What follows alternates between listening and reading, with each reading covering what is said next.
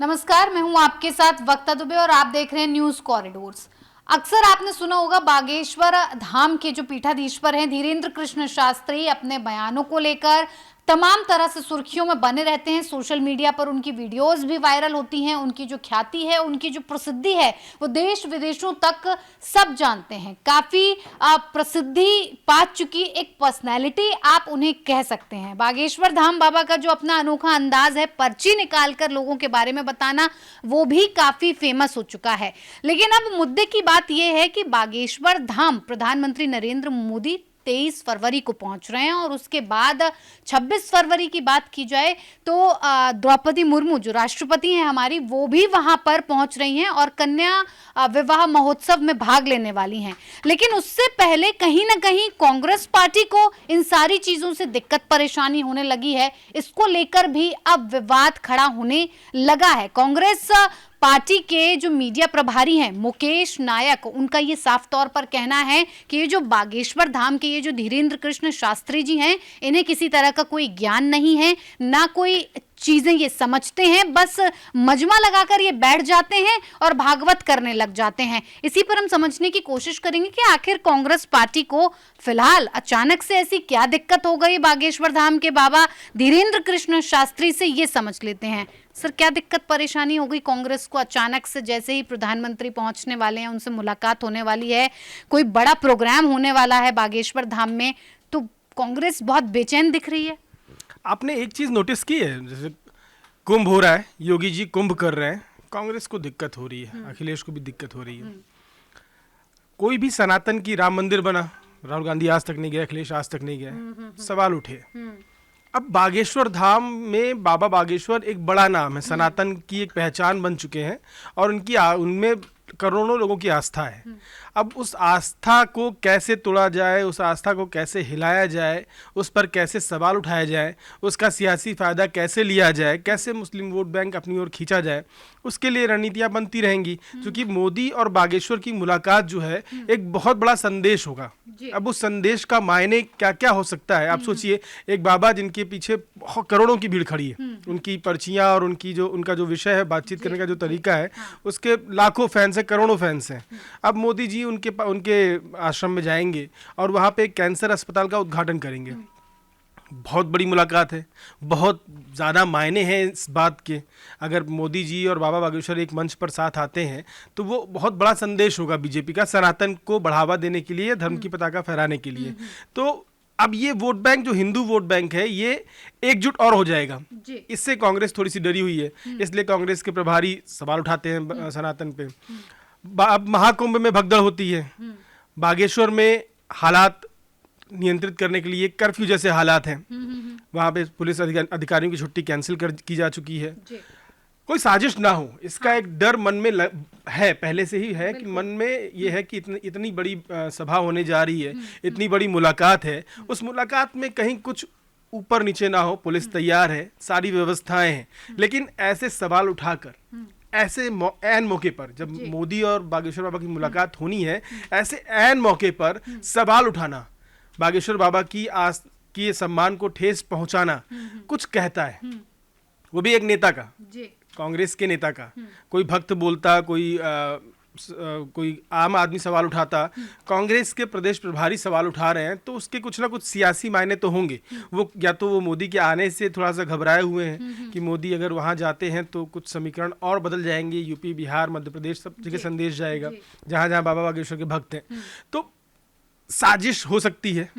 बयान इस वक्त नहीं देना चाहिए था, आपके पास बयान देने के लिए बहुत समय होता है। कांग्रेस के ही कमलनाथ, ये वो बाबा बागेश्वर के आश्रम में जाते हैं, बुलाते हैं, और बाबा बागेश्वर ने भी साफ साफ कहा है कि उनको किसी राजनीति से कोई लेना देना नहीं है।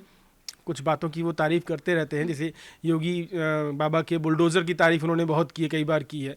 तो उनका अपना एक विचार है, उस विचार के तहत वो चलते हैं, पर्चियाँ निकालते हैं, सनातन धर्म का प्रचार और प्रसार कर रहे हैं और लोग उनसे जुड़ते जा रहे हैं। अब मोदी जी उस मंच पर जाएंगे तो उनसे जुड़े लोग मोदी जी भी जो है सनातन आस्था का एक बहुत बड़ा प्रतीक है। राम मंदिर बनाने का एक तमगा उनको मिला हुआ है कि राम मंदिर कोई बना सकता था तो वो मोदी जी ही बना सकते थे, और उन्होंने बनाया। तो सनातन आस्था का एक बहुत बड़ा विश्वास है मोदी, और दूसरा विश्वास है बागेश्वर बाबा। तो इन दोनों की मुलाकात एक मंच पर बहुत बड़ा मायने, बहुत बड़े संदेश हैं इसमें छुपे हुए, और उस संदेश को तोड़ने मरोड़ने की कोशिश सियासी होती रहती है। ऐसी ही एक कोशिश लग रही है। बचना चाहिए इस समय इस तरह के बयानों से, इससे माहौल या खराब हो सकता है और कई तरह की आशंकाएं पैदा हो सकती हैं। लेकिन जिस तरह के शब्दों का इस्तेमाल कांग्रेस कर रही है वो भी तो कहीं ना कहीं चिंताजनक हो जाता है कि एक तरह से एक नेशनल पार्टी है, जैसी चुनावी समीकरणों की आपने बात की, कहीं ना कहीं साधने का हित प्रधानमंत्री का, भारतीय जनता पार्टी का, बाबा बागेश्वर का हो सकता है, लेकिन क्या कांग्रेस पार्टी का इसमें अपना कोई हित नहीं है? क्या वो अपनी लुटिया हर बार डुबोना चाहती है इस तरह के बयान देकर, उचक्का जैसा शब्द यूज करके? वो किस तरह का मैसेज दे रही है कि एक नेशनल पार्टी होने के बाद जनता के अंदर ये नहीं लगता कांग्रेस पार्टी को कि आगे आने वाले वक्त में उसी के लिए मुसीबत होगी? कांग्रेस जो है वो सॉफ्ट हिंदुत्व वाला कार्ड खेलती है। अब राहुल गांधी को वायनाड क्यों जाना पड़ता है चुनाव लड़ने के लिए, रायबरेली से हारने के बाद या अमेठी से हारने के बाद, तो एक बड़ा सवाल है। वो कई तरह की, उनका पत्ता चलता नहीं। हाँ, वो एक मुस्लिम वोट बैंक वाला समीकरण उनके साथ रहता है, इसीलिए वो सॉफ्ट हिंदुत्व पे ही खेलते हैं।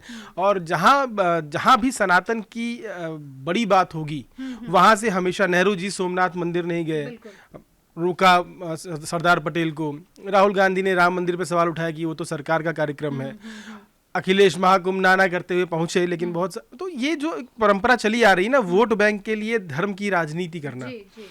अब बीजेपी के साथ शुरू से एक ही चीज़ है कि वो सनातन की बात करती है, सनातन धर्म में विश्वास करती है। मोदी जी आए तो उन्होंने कहा सबका साथ सबका विश्वास, और वो उसके साथ चल भी रहे हैं। वो ऐसा नहीं कि घर बनता है प्रधानमंत्री घर योजना में, आवास योजना में, तो वो मुस्लिम को नहीं मिलता है, हिंदू को मिलता है।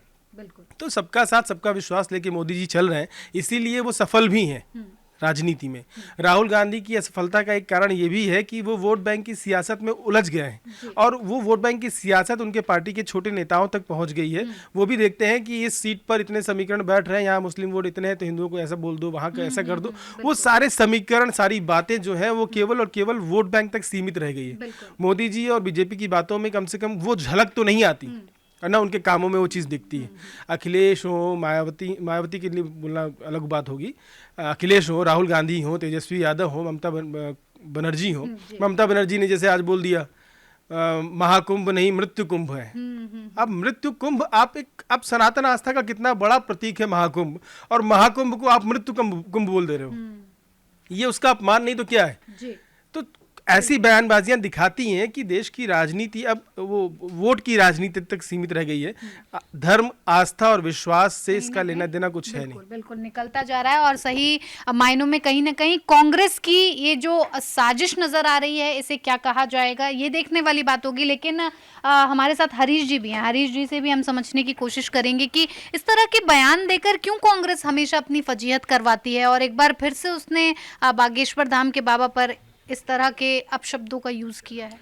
देखिए, ये फजीहत तो कांग्रेस जो है ना उसकी पुरानी आदत हो गई है। कांग्रेस भूल जाती है कि इन्हीं धीरेंद्र कृष्ण शास्त्री के दरबार में जो है कमलनाथ और उनके बेटे नकुलनाथ जाते हैं। अब कांग्रेस कह दे कि वो कांग्रेस के नेता नहीं है, वो नहीं होता है।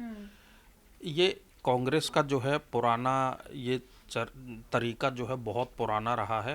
आप देखेंगे कि किसी चुनाव से पहले तो कांग्रेस को याद आ जाती है राहुल गांधी जनेऊधारी ब्राह्मण बन जाते हैं, उनका उनका गोत्र जो है वो बता दिया जाता है। तो ये तरीके जो हैं कांग्रेस के पुराने हैं। गुजरात में चुनाव होता है तो राहुल गांधी मंदिर मंदिर चले जाते हैं। गुजरात के बजाय कहीं और चुनाव होता है तो राहुल गांधी मंदिर से दूरी बना लेते हैं। अयोध्या में राम मंदिर पर वो जो है कहते हैं कि राम मंदिर जो है पूरा नहीं बना, क्यों प्राण प्रतिष्ठा हो गई, प्राण प्रतिष्ठा तक पर सवाल उठाते हैं। तो ये तमाम बातें कांग्रेस के लिए हैं। जहाँ तक बाबा बागेश्वर धाम वाले बाबा जो हैं धीरेंद्र शास्त्री, उनकी बात है तो उनका एक अलग अंदाज है। उनके भक्त लाखों में हैं जी।